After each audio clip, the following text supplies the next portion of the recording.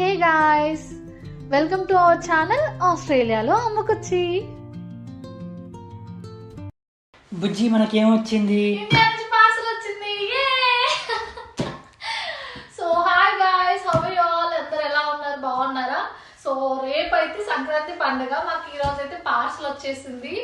నేనైతే full excited గా ఉన్నాను. సో ఈ వీడియోలో అసలు మా మమ్మీ ఏం పంపించింది పార్సల్లో, ఏమేమి స్నాక్స్ పంపించింది, సో దాంతో పాటు అసలు ఇండియా నుంచి వచ్చే వాళ్ళకి స్టూడెంట్స్ కానీ లేదంటే నాలాగా పెళ్లి చేసుకొని వచ్చే వాళ్ళకి కానీ అసలు ఎలా తెప్పించుకోవాలి పార్సల్స్, లేదంటే ఏమేమి అలౌడ్ ఉంటాయి, అసలు కస్టమ్స్లో ఏమైనా క్వశ్చన్స్ ఏం అడుగుతారు ఈ పార్సల్ తెచ్చినప్పుడు అనేసి నేను చెప్తాను.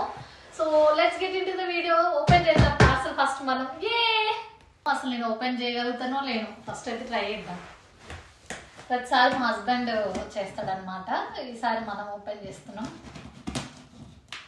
సో ఫస్ట్ ఏంటంటే నార్మల్గా ఇండియా నుంచి స్టూడెంట్స్ ఎవరైనా వస్తే వచ్చిన కొన్ని రోజుల్లో మనకి ఏంటంటే ఫస్ట్ ఫుడ్ సరిగ్గా పడదు అండ్ మనం వంట చేసుకొని వెజ్జెస్ కరెక్ట్గా ఉండవు కాబట్టి ఆల్మోస్ట్ అందరూ పికిల్స్ కానీ ఇవి స్నాక్స్ కానీ తెచ్చుకుంటారు కదా.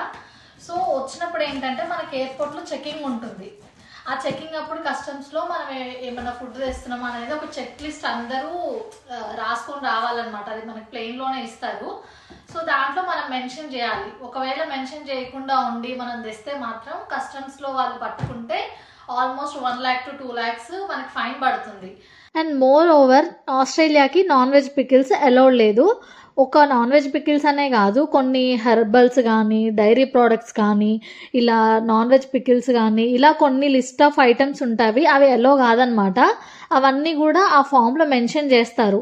సో మెన్షన్ చేసినప్పుడే ఇన్ కేస్ మీకు తెలియకుండా ఒకవేళ తెచ్చేసాము ఎలా అనుకుంటే టిక్ చేయండి, పర్లేదు. వాళ్ళు చూసి ఆ టైంలో మీరు టిక్ చేయడం వల్ల ఇది తీసేస్తారు. అలా కాకుండా మీరు తెచ్చి కూడా దాచిపెట్టి అలా టిక్ చేయకుండా ఉండుంటే సో వన్స్ మీరు చెకింగ్కి వెళ్ళినప్పుడు అక్కడ దొరికిపోతే మాత్రం మన వీసాకి ప్రాబ్లం వచ్చే ఛాన్సెస్ ఉంటాయి అండ్ ఫైన్ పడే ఛాన్సెస్ ఉంటాయి. లేదంటే వాళ్ళు నోట్ చేసుకొని పెడతారనమాట. 3 years లోపు నువ్వు ఎన్నిసార్లు వెళ్ళొచ్చినా కానీ పక్క నీ బ్యాగ్ చెక్ చేస్తారు, నువ్వు మెన్షన్ చేసినా చేయకపోయినా. అండ్ ఇంకొక ఇంపార్టెంట్ థింగ్ ఏంటంటే మీరు ప్రాపర్గా మెన్షన్ చేశారు అండ్ వెజ్ పికిల్సే తెస్తున్నారు, అయినా కానీ కస్టమ్స్లో వాళ్ళు చెక్ చేసినప్పుడు ఇవి హోమ్ మేడా లేదంటే షాప్లో కొన్నారా అని అడుగుతారు. పొరపాటున కూడా హోమ్ మేడ్ అని మాత్రం చెప్పొద్దు. అలా చెప్తే వాళ్ళకి ఇంకా డౌట్ వచ్చి మనం తెచ్చిన మసాలాలు కానీ హెర్బ్స్ కానీ ఇవన్నీ పడేస్తారనమాట. పికిల్స్ కూడా మొత్తం పడేస్తారు. సో మేము బయట షాప్లో కొనుక్కొని ప్రాపర్గా ప్యాక్ చేసుకొని వచ్చామని చెప్పండి. అండ్ ఇండియాలో బ్యాగ్ ప్యాక్ చేసుకున్నప్పుడు 1కి 2 సార్లు చెక్ చేయండి. ఎందుకంటే చెకింగ్లో వాళ్ళు చెక్ చేసినప్పుడు ఏదన్నా ఉండకూడని వస్తువు ఉందనుకోండి చాలా క్వశ్చన్స్ అడుగుతారు. మనం ప్రాపర్గా రీజనింగ్ ఇవ్వకపోతే మన వీసా ఎఫెక్ట్ అవుతుంది. మమ్మీ ప్యాక్ చేసింది, చెల్లి ప్యాక్ చేసింది, ఇలాంటి సిల్లీ రీజన్స్ అయితే అస్సలు ఇవ్వకండి. అలా ఇవ్వద్దని కూడా ఆ ఫామ్ లో మెన్షన్ చేస్తారు. మీరు పార్సల్స్ వేయించుకోవాలనుకుంటే మాత్రం so pickles only veg pickles వేయించుకోండి. చాలా మంది చెప్తారు నాన్ వెజ్ పికిల్స్ కూడా ఎలా ఉంటాయని, కొంతమంది వేస్తారనమాట పార్సల్ వాళ్ళు, బట్ రిస్క్ ఉంటుంది అనమాట. ఇన్ కేస్ దొరికితే మాత్రం మనది మొత్తం తీసి పడేస్తారు అండ్ మనకి ఫైన్ పడే ఛాన్సెస్ కూడా చాలా ఎక్కువగా ఉన్నాయి. అండ్ ఇంకొకటి ఏంటంటే మీరు ఎవరైనా పార్సల్ వేయించుకుంటే సో ఆయిల్ లీకేజ్ అవ్వకుండా ప్యాకింగ్ చేయించుకోండి. ఎందుకంటే ఆయిల్ లీకేజ్ అయినా కానీ ఖచ్చితంగా తీసేస్తారు. బాగానే ప్యాక్ చేసేస్తున్నాను. ఫుల్ ఎక్సైటెడ్గా ఉంది. మా పార్సల్ అయితే ఎంత నీట్గా వచ్చిందో, చాలా బాగా ప్యాక్ చేశారు. చూపించింది ఎంత బాగా వచ్చిందో. కొంచెం కూడా లీకేజ్ లేకుండా నీట్గా పార్సల్ చేశారనమాట.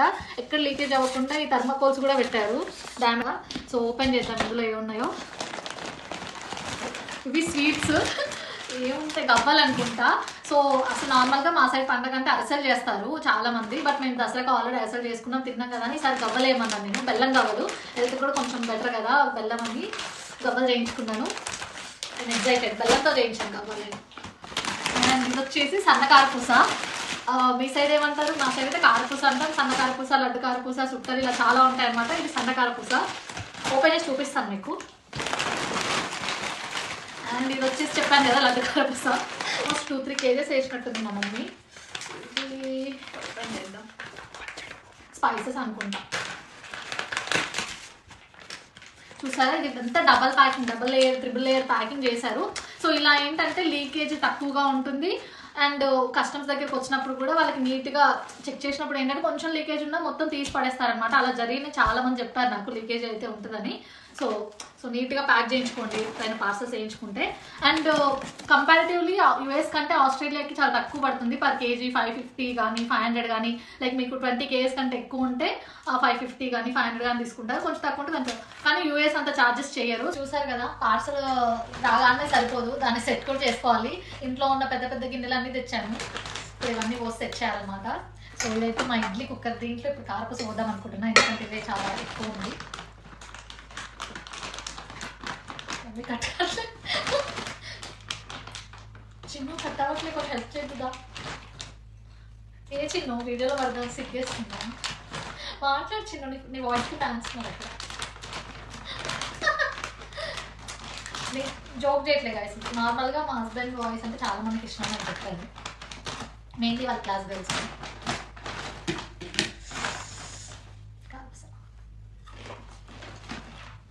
మంచిగా ఉంది, స్మెల్ కూడా అవ్వలేదు. కాకుండా అంటే ఆల్మోస్ట్ 10 days కార్లో ఉన్నా కూడా మంచిగా వచ్చింది.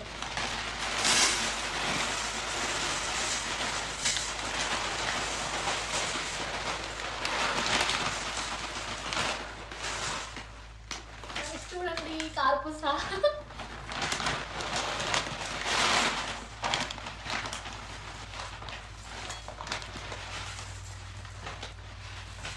సో మనకు అప్పులు వచ్చాయి కాబట్టి ఎమర్జెన్సీగా టీ పెట్టుకొని అప్పలు వేసుకొని తినేయాలి. స్నాక్ కారపూస.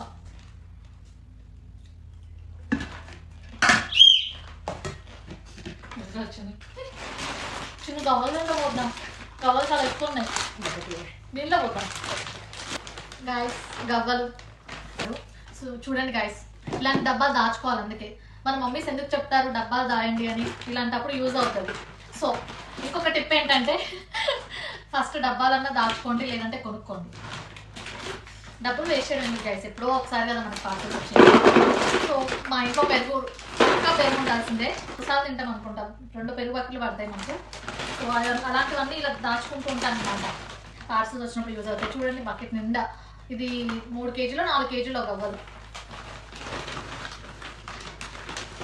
సరిపోలేదు, ఇంకా ఉన్నాయి, వేరే దాంట్లో పోదాం.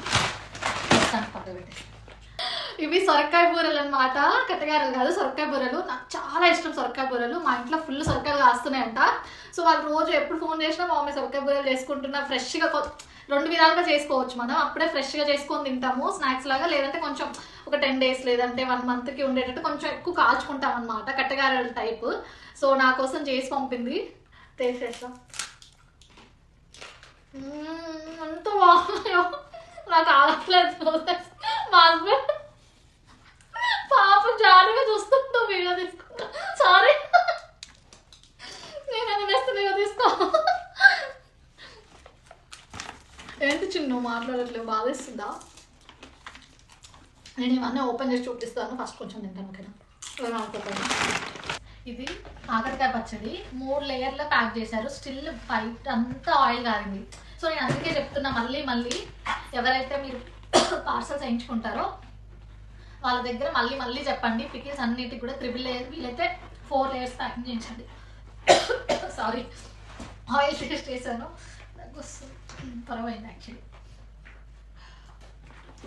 కింద మ్యాట్ కనపద్దని మా ఆయన బెడ్షీట్ వేశాడు. ఒక రౌండ్ తిట్లు కూడా తిన్నాను అనుకోండి, అదే విషయం. మీ హస్బెండ్స్ కూడా ఇంతేనా గైస్?